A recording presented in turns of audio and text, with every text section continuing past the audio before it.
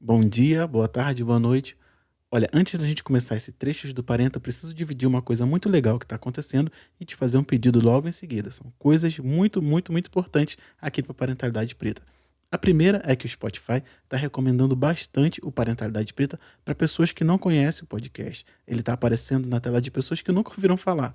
Então, se você chegou aqui a partir de uma recomendação do Spotify, seja muito bem-vindo ou bem-vinda. A gente estava aqui te esperando. Se você já está por aqui, eu vou te pedir o favor agora. Chega aí no seu agregador e dá 5 estrelas para a gente poder continuar recomendando o podcast Parentalidade Preta para mais pessoas. Usa o método de avaliação que tem aí no seu tocador. Se são 5 estrelas, se é uma nota, dá uma nota bacana, dá uma avaliação bacana para a gente aparecer para mais pessoas e ajudar mais famílias. A gente tem trabalhado muito para que isso acontecesse e eu acho que agora está acontecendo. Então, eu queria muito te pedir para fazer parte desse movimento. Beleza? Então, vamos lá para o episódio. Bom dia, boa tarde, boa noite. Eu sou Diego, pai de Benjamin, Aurora e esposa Tatiane, que está com as crianças agora para que eu possa gravar esse podcast. E esse é o Trechos do Parenta. Antes de qualquer coisa, eu queria dizer que o podcast Parentalidade Preta não acabou. A gente estava de férias, eu tirei umas férias aqui para descansar da produção, como você deve ter ouvido no último episódio. E agora eu tô de volta. Então eu preciso muito agradecer a você que ficou aqui no feed, escutou outras coisas, esperou a volta e agora a gente está voltando. As temporadas do Parentalidade Preta seguem as temporadas do Parenta. Então, ano que vem a gente volta com o Parenta para uma próxima temporada. Isso não significa que a gente não vai ter podcast aqui. Os outros podcasts da grade se mantêm. O Resenha, o Cantinho do Café e agora o Trechos do Parenta, que é esse programa que você está ouvindo aqui. E se você nunca ouviu nenhum episódio do podcast Parentalidade Preta, principalmente o Parenta, que é o nosso carro-chefe, eu recomendo que você escolha qualquer um aí do seu feed e bote pra tocar. Ele tem um formato muito peculiar que eu me orgulho muito. A gente faz um audiodocumentário inicial que fala sobre o tema que a gente vai discutir com o convidado que vai vir aqui abrilhantar essa troca. Então eu espero que você, que nunca tenha ouvido a Parentalidade Preta antes, ouça isso aqui e volte lá no feed, escute qualquer parenta, escute a nossa programação, porque tem com certeza alguma coisa que você vai gostar muito. E isso não é pretensão minha. Na verdade é assim, eu sei que você vai gostar. Eu não podia passar aqui sem te convidar para conhecer a nossa campanha de financiamento coletivo que está lá no Apoia-se, é o apoia.se/parenta. Lá estão todas as informações necessárias para você saber como pode apoiar o Parentalidade Preta a chegar mais longe. E eu já digo, a gente quer fazer muitas coisas e com seu apoio isso vai se tornar possível. Vou reiterar, você que está ouvindo a gente, a participar dos nossos grupos de você, se é um homem preto, nossos grupos de masculinidades pretas e a roda de paternidades pretas. Tá tudo lá no feed do @Parentalidade Preta ou se você quiser mais informações, parentalidadepreta.com. Não tem como errar, todas as informações que você precisa estão lá. E sobre esse trecho do Parenta que eu trouxe agora, é um trecho do Parenta 15 com meu amigo Aniceu Kingá. É uma introdução bem bacana, bem complexa, tem muita história, muita coisa, falando de um livro que eu gosto muito, que é o They Came Before Columbus, que em português seria Eles Vieram Antes de Colombo, do Ivan Van Sertima. Tem muita informação bacana a respeito desse livro e sobre esses levantamentos que estão sendo feitos aqui, nesse trecho, e lá no episódio. E eu vou deixar lá no post, no parentalidadepreta.com/podcast. Você vai pegar lá o post relativo a esse episódio. Bom, então sem mais delongas, eu vou deixar aqui com um trecho do Parenta 15, com o Aniceu Kingá. Eu recomendo muito que você ouça esse episódio na íntegra, porque ele tá muito rico, tem muita coisa. E eu vou deixar você com esse trecho agora. Ancestralidade, parte 7. Descobrimento. Primeira parte. Em abril se comemoram os 523 anos do dito descobrimento do Brasil. Entretanto, no meu ponto de vista, essa data vem ganhando cada vez menos relevância para as nossas construções aqui. Esse descobrimento, bem como o que o antecedeu, o da América, representa o início de um processo de atravessamentos. Então, com a sua permissão, para esse episódio e para o próximo, eu vou considerar os dois parte de um projeto colonial europeu de subversão e destruição. Cabe-se destacar que nessa época o comércio de especiarias com o Oriente era muito lucrativo para o Ocidente, entre parênteses, Europa. E expedições eram constantemente engajadas nesse percurso. Havia também uma onda mística formada em cima das coisas do Oriente, que foram formadas por relatos de viagens que sempre aconteceram no mundo. Mas para falar disso, a gente vai precisar voltar um pouco no tempo agora. Antes de mais nada, eu preciso ressaltar que o misticismo em cima do Oriente não era uma novidade. Muito era dito e muito era contado a respeito daquelas terras. Eu vou citar um trecho que não é comprovado, mas poderia muito bem estar em um dos livros de Marco Polo, que era um aventureiro, comerciante e desbravador veneziano da época, de alguns séculos antes. Ele diz o seguinte: Vocês devem saber que em todo o mundo não há país mais rico em especiarias como a ilha de Chipre. Mas ainda assim, todo o estoque de especiarias de Chipre é nada em comparação com o que se encontra em outras partes do mundo. A razão é que o comércio de especiarias é tão extenso que passa por muitas mãos antes de chegar no Chipre. Quando chega às mãos dos venezianos, que são os maiores negociantes de especiarias do mundo, o seu valor aumenta 10 vezes mais. E ainda assim, as especiarias são muito mais baratas no Chipre do que em outras partes da Europa.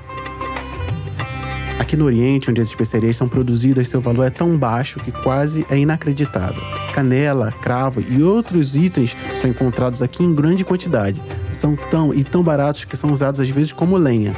Além disso, há muitas outras riquezas no Oriente, como pérolas, pedras preciosas, sedas e porcelanas, que são incomparáveis em qualidade e em beleza. Em suma, as riquezas do Oriente são tão numerosas que não há país na Europa que possa se comparar em termos de riqueza e abundância. Se alguém fosse trazer todas as riquezas para a Europa, tornar-se-ia mais rico do que qualquer rei ou imperador do mundo. Fecha aspas. A declaração de Marco Polo já deixa clara como a importância do Oriente era gigante para o Ocidente. Aqui vai uma breve lista com esses itens e a localização atualizada de onde eles vinham. A primeira é a canela, ou canela de Ceilão, que vinha de onde hoje é o Sri Lanka. O cravo da Índia, o cravo das ilhas, atualmente conhecidas como as Ilhas Molucas, na Indonésia. A origem da pimenta, ou pimenta de Índia, é o que atualmente é a Índia. A noz moscada, ou noz moscada de Banda, atualmente conhecida pelas Ilhas de Banda, na Indonésia. O gengibre, ou gengibre de além, provavelmente se referia à Índia ou à China. O açafrão da Índia, provavelmente vinha da Índia. O cardamomo, ou cardamomo das Maldivas, provavelmente vinha das Ilhas Maldivas. O cominho, ou cominho do Egito, era encontrado em Alexandria. O anis, ou anis da Grécia, vinha da Grécia. O alcaçuz vinha de Alexandria. O sândalo vinha da Índia. O incenso e a mirra vinham da Arábia ou da Etiópia. O âmbar vinha do Mar Báltico. A seda vinha da China. O marfim vinha da Guiné. O ouro vinha da África. A prata vinha de Alepo, na Alexandria. E as pedras preciosas vinham da Índia, da Pérsia ou da África. De acordo com Shakespeare, o Chipre é a ilha onde o general Otelo vai defender o reino de Veneza. Mas se você não conhece essa história, relaxa, eu deixei ela completa lá na introdução do Parenta 8. Dá uma pausa aqui, escuta a introdução lá e volta aqui que a gente continua essa conversa. Voltando. Por sua grande importância, tanto como entreposto comercial como base para as rotas marítimas, não é de surpreender que o Chipre seria alvo de disputas territoriais. Essa ilha, que fica bem no meio do mar Mediterrâneo, já pertenceu ao Império Persa, ao Império Romano, ao Império Bizantino, já foi autônomo durante o período das Cruzadas, já foi a República de Veneza e, para nossa construção de agora, pertenceu ao Império Otomano. Com a queda de Constantinopla e o final do Império Romano, o Chipre passaria a ser autogovernado e depois passaria para a mão de outros governantes. As histórias de Marco Polo e de Otelo vêm antes dessa tomada pelos otomanos. E é nesse ponto que se começa a desenhar o dito descobrimento.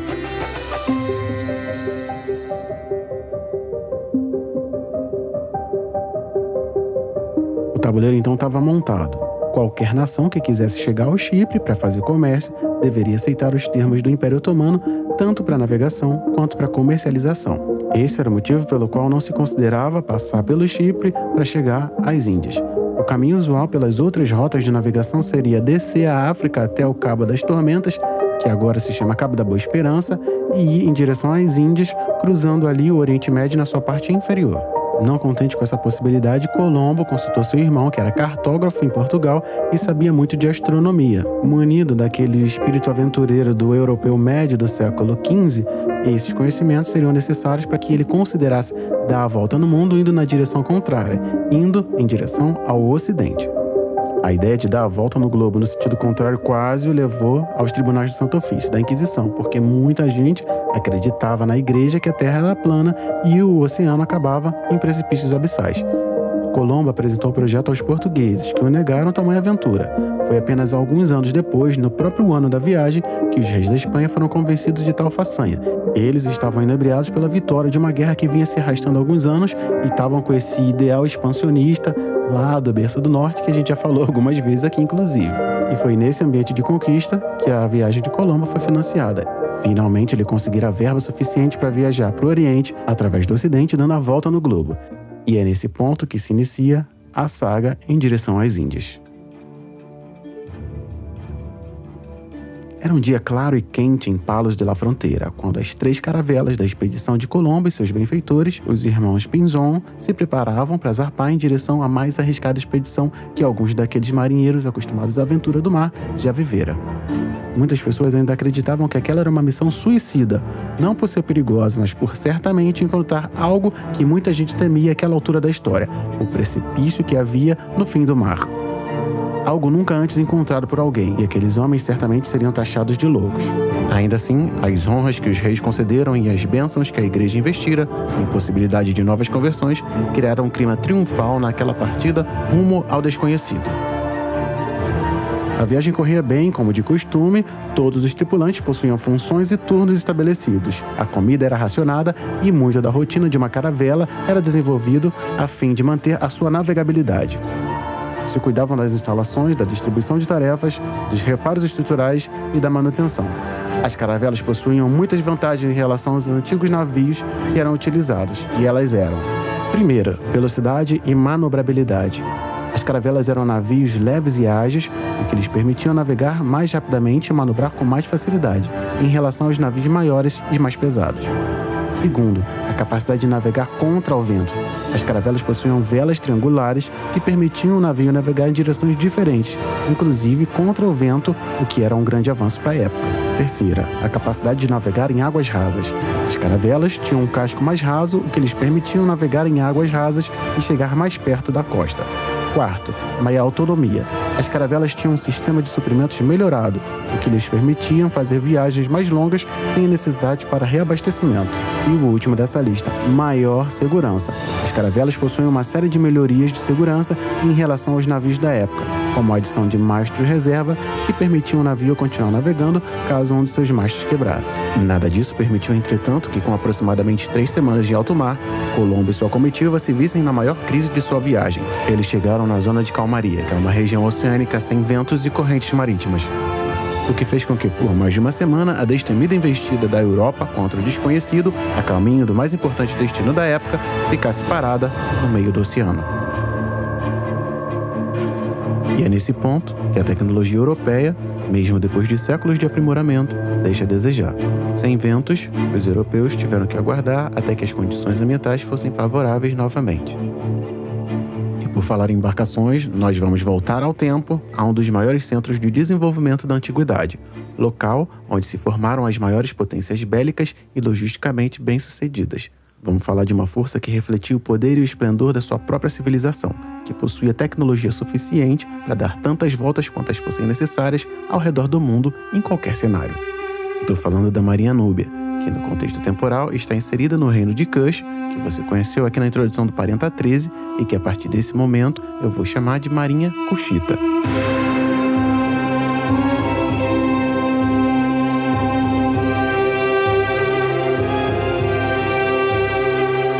Foi ela que transportou as flechas de Amaneirenas até a ilha de Samos, onde o Império Romano, por prudência, após um aviso cordial de poderio bélico daquele reino africano, optou por não continuar a investida ao reino dos faraós negros. Acredita-se que a Marinha Kushita tinha condições de navegar o Nilo em qualquer sentido, bem como possibilidades de navegações marítimas. O que se sabe é que sua tecnologia, bem como as outras africanas da época, serviram de inspiração para a construção e utilização de outros modelos de barco. As embarcações kushitas eram munidas de grande tecnologia e eficácia. Diferente das caravelas, o modelo de propulsão era híbrido, pois não dependia unicamente do vento e utilizava remos para sua locomoção. Além disso, os barcos núbios eram compostos de diferentes materiais com diferentes finalidades. O papiro que os constituíam garantia a flutuabilidade e a flexibilidade necessárias para resistir à severidade do mar, por exemplo. Não há dúvida de que os faraós negros eram os mais importantes e influentes da época, tanto que há evidências de que os persas, que eram exímios marinheiros, trabalhavam para os kushitas. Quando se fala do reino de Kush, muito pouco pode ser dito porque os conteúdos e provas históricas são cada vez mais escassos. Alguns autores se dedicaram muito a elucidar e trazer à tona histórias desse povo tão rico e potente. Para a construção desse episódio, não poderia deixar de fora 2 nomes muito importantes, que é o Derek Welsby e o Ivan Van Sertima. Ambos construíram paradigmas muito importantes para a construção do imagético africano antigo, trazendo de volta capacidades e potências de nações que foram desacreditadas durante muito tempo, por falta de provas. Cruzando as informações dos dois e ainda olhando para a Marinha Kushita, que é o nosso foco aqui nessa parte do episódio, eu vou listar alguns exemplos dessas possibilidades, e eles são os seguintes. Ela, a Marinha Núbia, ou Kushita, estabeleceu rotas comerciais e navais ao longo do Rio Nilo e do Mar Vermelho, o que ajudou a promover o comércio e a troca de bens e ideias entre o Reino de Kush e as outras regiões do mundo antigo, incluindo Arábia, Kemet e Grécia. Ela também desempenhou um papel importante na proteção do Reino de Kush contra os invasores estrangeiros, incluindo os exércitos do Império Romano e do Império Axumita. As táticas de guerra naval utilizadas pelos núbios, como o uso de barcos de ataque rápido e a mobilidade estratégica, permitiram com que eles defendessem com sucesso as suas fronteiras marítimas e repelissem os invasores. Durante o reinado da rainha Manirenas, a Marinha Núbia capturou o forte romano de Prêmenes, no delta do Nilo, em uma ousada operação militar que envolveu tanto a frota quanto o exército núbio. Esse feito contribuiu para a restauração da independência do Reino de Kush e para a expulsão dos romanos de Kemet. Essa história você vai encontrar na introdução do Parenta 13, Matriarcado e Matrigestão, só de chegar lá. A Marinha Núbia também foi responsável por várias expedições de exploração e comércio ao longo do Mar Vermelho e do Oceano Índico, que permitiram aos núbios que estabelecessem relações comerciais e diplomáticas com reinos e impérios distantes, como os da Índia, da China e da Pérsia. Com esses poucos exemplos, a gente pode considerar que a Marinha Núbia foi uma força vital para o desenvolvimento e a sobrevivência do Reino de Kush, e ainda ajudou a consolidar a posição da Núbia como uma importante potência regional e global na antiguidade. Com isso, a gente conclui que uma marinha com qualidades tão expoentes e alcance elevado não teria dificuldade nenhuma de cruzar o oceano, muito menos para ficar parada no meio dele. Sabe-se, inclusive, que o próprio oceano é cortado por correntes marítimas que funcionam como verdadeiros rios que circulam entre os continentes. Agora a gente vai fazer uma viagem no espaço e no tempo. Vamos sair da África Oriental da Antiguidade e partir para a África Ocidental na Idade Média. Mais precisamente, para o Império de Mali, constituído pelo povo Mandinga.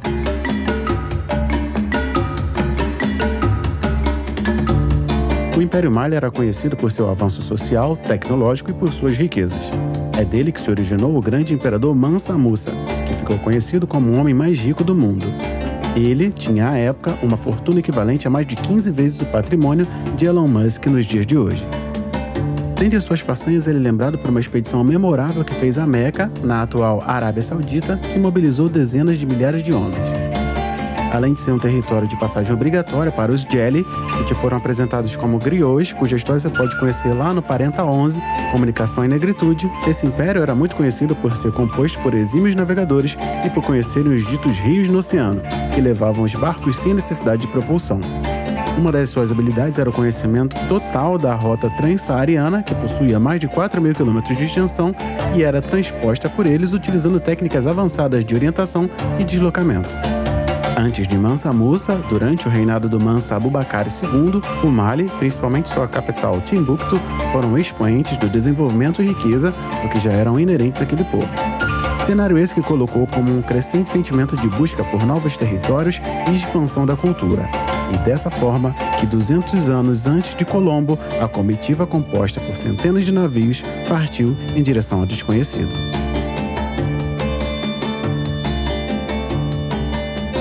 A viagem foi um sucesso graças às tecnologias de navegação dos Mandingas, que eram conhecidos por serem excelentes navegadores. O Império Mali dominava a rota transsaariana, que conectava a África Ocidental ao Mediterrâneo. Também controlava as rotas comerciais que atravessavam o rio Níger, conectando a região costeira do Golfo da Guiné ao Saara. Além disso, o Império tinha uma frota de barcos de guerra que patrulhava o rio Níger e protegia o comércio ao longo das suas rotas fluviais. Essa frota, inclusive, foi que apoiou Mansa Musa na sua viagem até Meca pelo mar Mediterrâneo. A riqueza do Império Mali fez com que Abubakar II tivesse condições de construir uma frota e partir para o oceano que havia depois do grande rio Níger, que ligava o seu império ao Atlântico. Foi quando, com sua frota, partiu para nunca mais ser visto. Historiadores acreditam que o destino foi Pernambuco, cujo nome seria uma corruptela para o termo mandingo, terra de muito ouro. Eu vou encerrar esse bloco com duas informações que são conclusivas para essa narrativa. Aí vai a primeira. Na metade do século XIV, o Senegal era um ponto de parada para os espanhóis na África, Senegal esse que fazia parte do Império de Mali, juntamente com a Gâmbia, a Guiné, a Burkina, o Faso e a Costa do Marfim. Ele, o Senegal, fazia parte de uma região conhecida como o Sudão Ocidental, que era habitado por vários grupos étnicos, incluindo os Mandingas. Mandingas esses que ajudaram a fundar o Império Mali no século XIII. Sabe-se inclusive que os Djelin foram instruídos a não contar a história do Mansa Abubakar II. Entretanto, não há como se duvidar do fato de que esses europeus, inclusive os que inspiraram Colombo, teriam ouvido falar das viagens transatlânticas nas suas passagens pelo continente africano. E a segunda? Há registros da viagem de Colombo, a recém-descoberta América, cuja narrativa a gente interrompeu no início dessa introdução, quando aqui, nesse lado do oceano, ele percebeu a presença de pessoas negras vindo do sul para fazer negócios. Existem outros registros, inclusive, de uma ponta de lança composta por uma liga metálica cheirosa que, após estudos quase alquímicos na Europa, foram associadas a lanças compostas por ouro, prata e cobre que eram utilizadas na Guiné, que há séculos faziam parte do poderio bélico do Mali.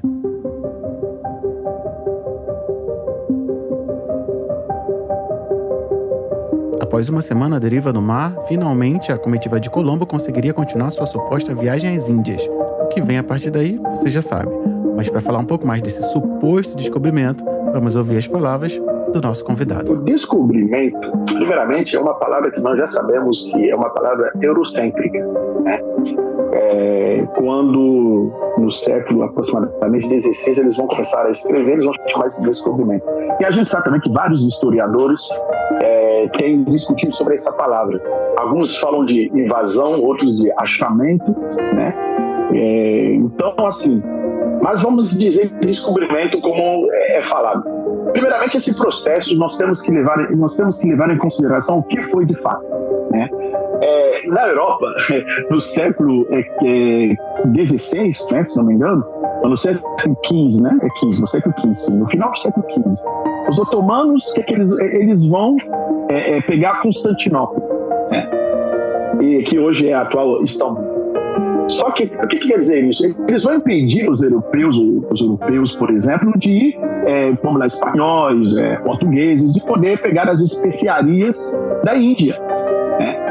E isso vai fazer com que os reis, né, da Espanha, por exemplo, de Portugal, vão querer ir para a Índia e buscar as especiarias. E aí, então, no caso, por exemplo, da Espanha, o Cristóvão Colombo já estava pronto. Ele chegou para os reis e falou: olha só, estou pronto aqui. Agora, então, faz o seguinte, vai para a Índia e traz para a gente aquilo que nos dá lucro, para a gente, né? Porque aquilo era economicamente dava lucro. E ele vai à procura da Índia, só que ele vai encontrar o quê? Ele vai encontrar as Américas.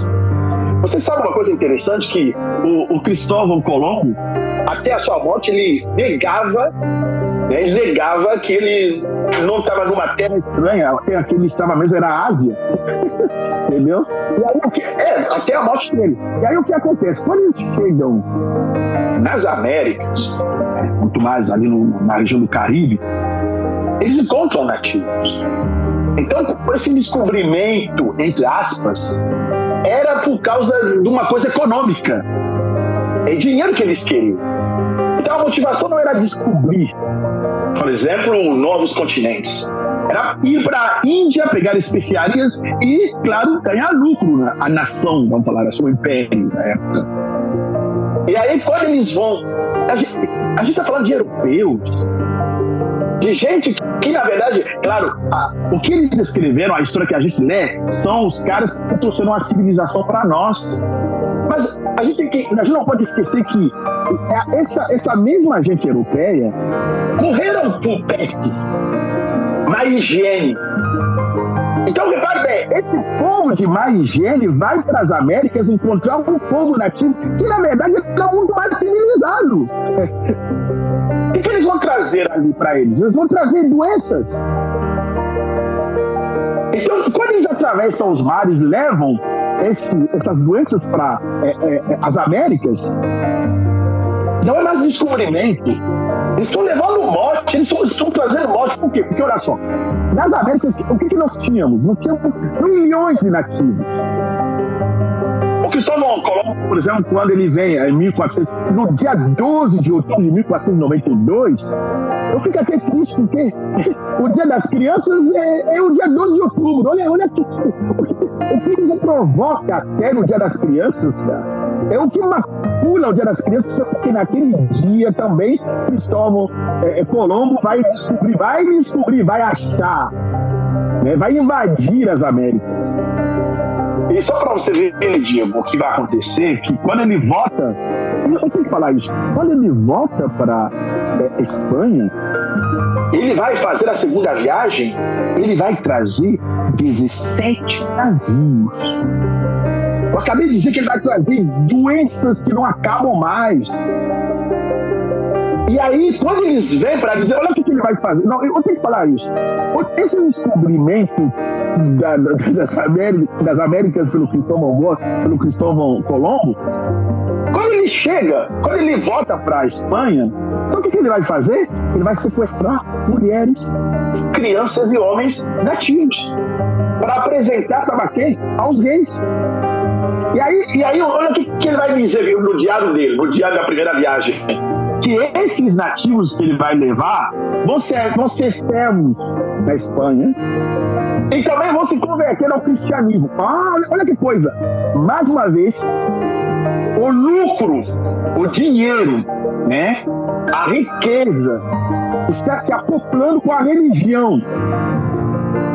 E quando ele vem na segunda viagem com 17 navios, supostamente para ver a terra que ele descobriu, ele vai dizer o quê? Que eles vão cristianizar os povos nativos daqui.